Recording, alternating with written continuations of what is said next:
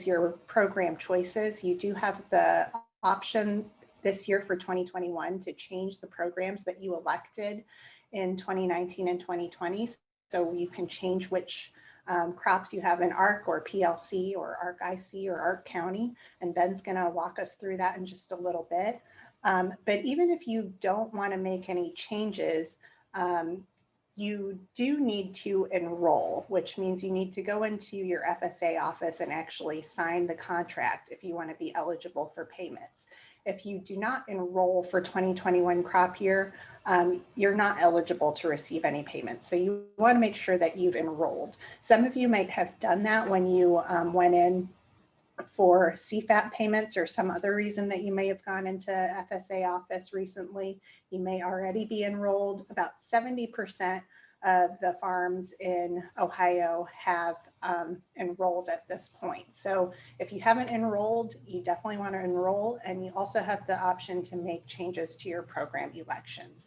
When you've enrolled, if you don't make any changes to your program elections, you're just going to default automatically with no penalty back to the programs that you selected for 2019 and 2020.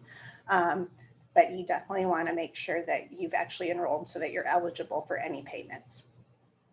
So we're going to talk through a couple of things.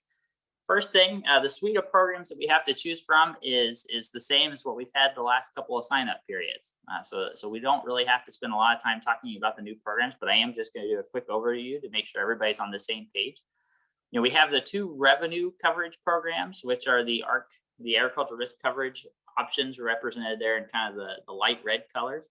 There's both a county option that's based on county yields, and then an individual option, which is based on individual yields. So we have both of those, and then we have the price loss coverage, which is strictly just triggered on a national price, and we'll talk about that more here in a few seconds. So those are our commodity programs that we have available to us.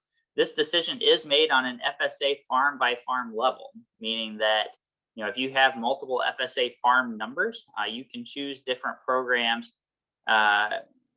depending on what you feel that farm is best suited for. The interesting one is when you get into the agriculture risk coverage and the price loss coverage, or excuse me, the county option of ARC and then the price loss coverage. Those are paid out on 85% of your base acres.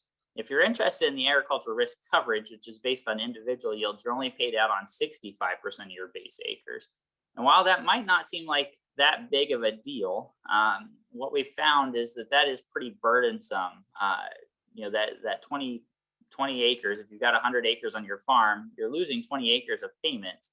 That becomes pretty burdensome in most cases when you're not dealing with large prevent plant acres like what we saw in 2019. So again, our agricultural risk coverage has its place, but I think the payment limitation on base acres will limit that attractiveness to producers. You can make the decision by the crop, so you can put corn in ARC County, and you can put soybeans in ARC County, and you can put wheat in PLC if you want, and you can do that for those two programs. If you elect ARC individual, so the total farm package, all the commodities on that farm number have to go in ARC individual. You cannot separate PLC wheat, for instance, or wheat out into PLC. All the commodities on that farm have to go into ARC individual. And we'll talk about the supplemental coverage option a little bit later. But again, the decision date, if you want to amend your decision, and your enrollment date, so the day you have to go and sign the piece of paper, is March 15, 2021. So I'm going to give you the goods up front. I'm not going to make you wait around, but certainly, the remainder of these slides would support this, kind of thought process, if you will. We get asked a lot about what should I do with my crop? And while certainly I think we can make some blanket statements in general about which crop needs to go in which program or is favorable for the different programs, I tell people that I certainly do believe there are situations that stand out and maybe change that statement, right? So the exceptions, the typical economist answer always is, well, it depends, right? And so this is kind of my typical answer here is, I think the answer to these 4 questions get you to an answer. And I think I can get you a straightforward answer by following this process. But I'm going to ask you, if we were in person and you said, what should I elect for my farm? these are the 4 questions and the order I would ask these questions in. So just a disclaimer, this is my thought process for doing this. I think this is what makes the most sense. And I'll back that up in the slides to come, but certainly I think producers need to think through these decisions themselves and what it means for the risk of their operation. The first decision this go around, which was not our first decision the last farm bill cycle, is do you want to do the supplemental coverage option or the enhanced coverage option for your farm? Those are both what I call high coverage policies for crop insurance. They insure against an area-based policy, most of the times a county-based policy for revenue or yield within the county. And so you can buy anywhere from SCO, for instance, is 76 to 86% coverage of the county revenue or yield. ECO is a band between 86% and 90% of county revenue or yields, or 86 to 95% of county-based revenue or yield. So if you're doing that for your farm, you would say yes, and you would slide over to the side. And the next question is, do I want to buy SCO for my farm? So SCO does require that you do PLC. So if your answer is there, then PLC is your option for whatever commodity you're looking through. And again, this is corn and soybeans, because I think the economic conditions now for corn and soybeans are very similar. If the answer to either of those questions is no, the next question you have to ask yourself is, are any of my acres classified by an irrigation practice?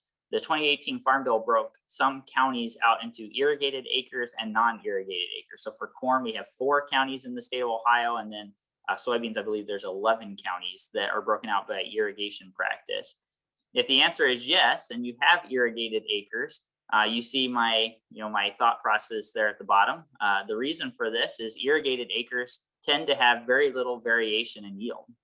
And so therefore, take in Ark County, which is a yield triggering policy or sensitive to yields, you're probably not going to get a lot of benefit of irrigated acres in Ark County. And so that's where I think, maybe that's a case where you put those acres into PLC. If those acres aren't irrigated, Ark County. Same way if you don't have any irrigated practice at all, most cases that's you're 100% non-irrigated, and so you'd be in Ark County as well. So again, this is my thought process. I think it's pretty simple and straightforward. And I'm over the next couple of 20 minutes, I'm going to back these statements up. But certainly, if you were looking for an answer, here's what I've got for corn and soy. So let me talk about these. So those are our 3 programs, and we'll talk into some of the election decisions here in a second. But I want to talk about the supplemental coverage option, because supplemental coverage option is only available if you enrolled in PLC.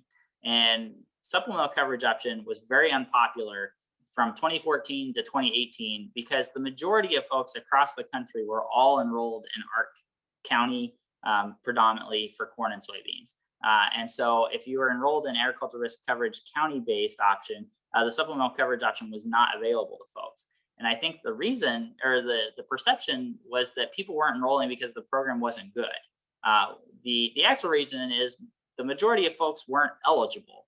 And so what we've seen is that as people switch to price loss coverage option and supplemental coverage has become available, we've seen participation rates start to increase. But it does pay, what it is SCO is an area-based crop insurance product for revenue or yields up to 86% coverage, and it does contain higher subsidy levels. So it is a rather cheap policy, and I'll show that on the next slide. The downside of it is we used to say the area-based coverages didn't have much legs to them unless they were at 90% or above, meaning that it was about 90% is where it triggered. And if you think about it, county is averaging all the farms in the county together, and so it becomes hard to get that that big variability to get a 14% drop. So the only way the area coverages really started to pay out is if you had widespread drought or widespread persistent rainfall. It does not provide a lot of the coverage if you have individual losses on your farm. We'll talk more about that. But here's what it looks like on principle. Again, the graph on the left is coverage levels for your individual policy, your underlying policy. So all the way from 50% coverage all the way up to 85% coverage. If you buy SCO, and again, these are based only on individual policies, multi-peril crop insurance policies, not area-based policies. But if you buy SCO, it fills the remaining gap up to 86%. Okay, so 36% SEO would be added to your 50% crop insurance policy if you had bought a 50% RP, revenue protection policy. You would get 1% SEO coverage if you already had an 85% RP policy. Add that onto your SEO if you want. And this is what ECO looks like here. It is an area trigger policy. And there's two options, 86 to 95 or 86 to 90. You can use it with supplemental coverage option. But the nice thing about ECO is you can use it with either choice. It's not fully restricted to PLC. You can do ARC County and do ECO. And so I've got an example down here of just kind of how all that stacks up if you do ECO, SEO, and your farm level policy. And I'm just doing the 90%. So this tier here, 86 to 90% in this example. But I do want to say that I do think you should think of these as two separate policies. Basically, these SEO and ECO policies as high coverage options versus, your farm level protection, because there is scenarios where your farm revenue could come in above, that 80% benchmark, and your county revenue could come in at 95%, and neither policy would trigger, even though your individual farm policy came in at 82%. So therefore, it is not accurate to say that you have 90 or 95% coverage, because I think you should think of these as two separate policies that can trigger at different times and different scenarios.